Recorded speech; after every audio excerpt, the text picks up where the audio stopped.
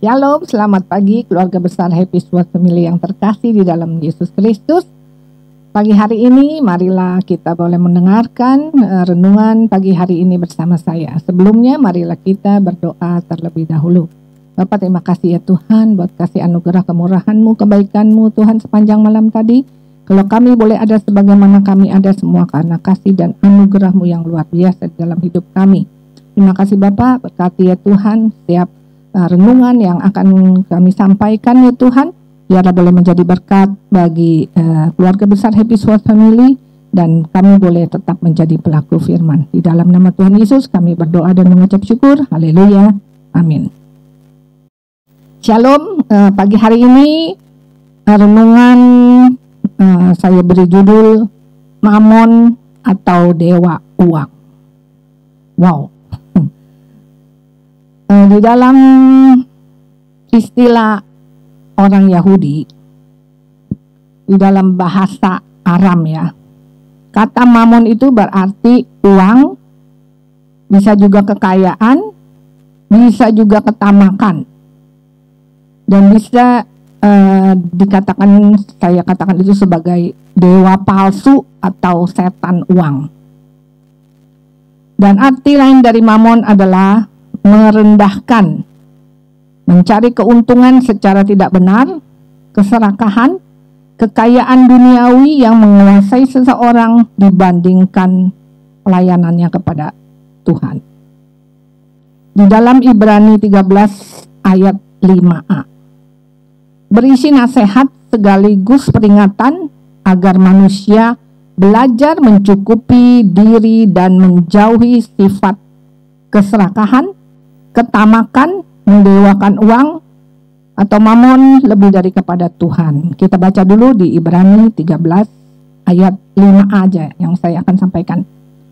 Begini firman Tuhan, janganlah kamu menjadi hamba uang dan cukupkanlah dirimu dengan apa yang ada padamu. Jadi di dalam Ibrani 13 ayat 5a ini bukan berarti kita tidak boleh menjadi kaya. Tidak boleh kita menikmati uang yang kita dapatkan. Tetapi di dalam Ibrani 13 ayat 5 ini ditekankan bahwa bagaimana uang itu kita manfaatkan agar tidak menjerumuskan kita kepada hal-hal yang membuat kita menjadi hamba uang. Jadi uang itu kita dapatkan dan kita tidak mempergunakannya secara benar. Ya, mengapa kita tidak boleh menjadi hamba uang? Ada beberapa hal yang akan saya sampaikan. Yang pertama adalah karena uang, jika kita menjadi hamba uang itu akan menjauhkan kita dari Tuhan. Karena kita merasa diri kita hebat ya. Kita yang bekerja keras, kita yang mencari uang, sehingga kita melupakan Tuhan yang memberi berkat kepada kita.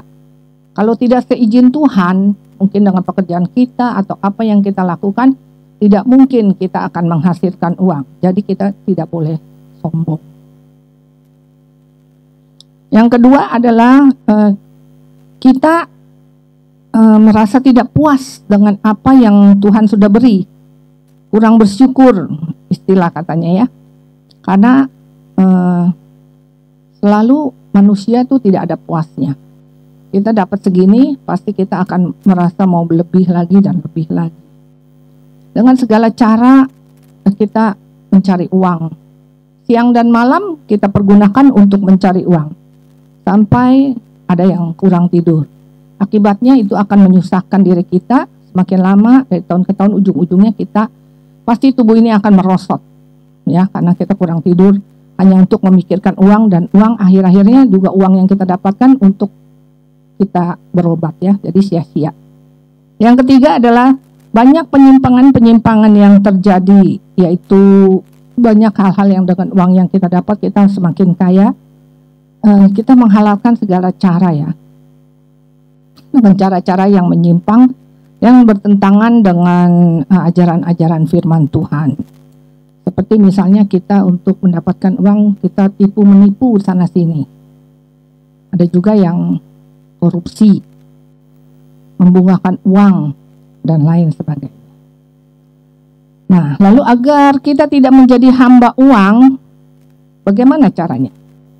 Kita pertama harus mencukupkan diri dengan apa yang Tuhan sudah beri. Kita harus mensyukuri dengan apa yang kita dapat, sehingga kita cukup merasa puas dengan apa yang Tuhan beri. Kita tidak ngoyo, kita tidak harus terus uang-uang yang ada di pikiran kita. Yang kedua adalah kita harus dapat mengelola keuangan dengan bijaksana.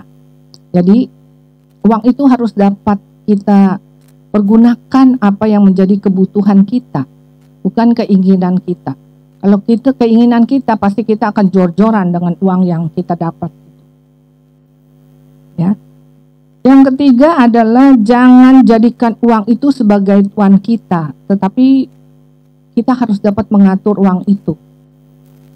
Jangan sedikit-sedikit di dalam pekerjaan, dikit-dikit menghasilkan uang nih ya.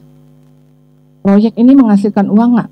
Kalau kita menolong orang ini menghasilkan uang nggak? Ada timbal baliknya, itu jangan ya.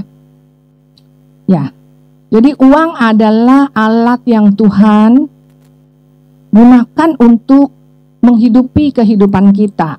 Nggak mungkin dong kita hidup nggak ada uang, karena keperluan kita sehari-hari mau belanja, kita juga perlu uang. Berapapun banyak atau sedikit uang yang kita miliki, Tuhan bekerja dalam hidup kita melalui keadaan kita. Apapun keadaannya, Tuhan pasti akan menolong kita, menuntun kita untuk lebih lagi kita percaya kepadanya. Jangan menjadi peminta-minta ya. Jangan menjadi seorang yang pengemis. Jika kita mau ini itu, kita minta sama orang. Lebih baik kita minta kepada Tuhan. Dan cukupkanlah diri kita dengan apa yang ada pada kita. Terima kasih. Sekian renungan pagi hari ini. Tuhan Yesus memberkati. Mari kita berdoa. Bapa, terima kasih Tuhan buat renungan pagi hari ini. Kiranya kami boleh dengan bijaksana dapat menggunakan uang yang kami dapat Tuhan, agar kami tidak mendewakan uang ya Tuhan. Tetapi biarlah uang itu dengan bijaksana kami dapat mempergunakan sebaik-baiknya ya Tuhan. Terima kasih untuk berkat-Mu yang Kau beri kepada kami ya Tuhan. Biarlah kami selalu mensyukuri apa yang kami dapat. Terima kasih Bapa, di dalam nama Tuhan Yesus Kristus kami berdoa dan mengucap syukur. Haleluya. Amin. Terima kasih, Tuhan Yesus memberkati.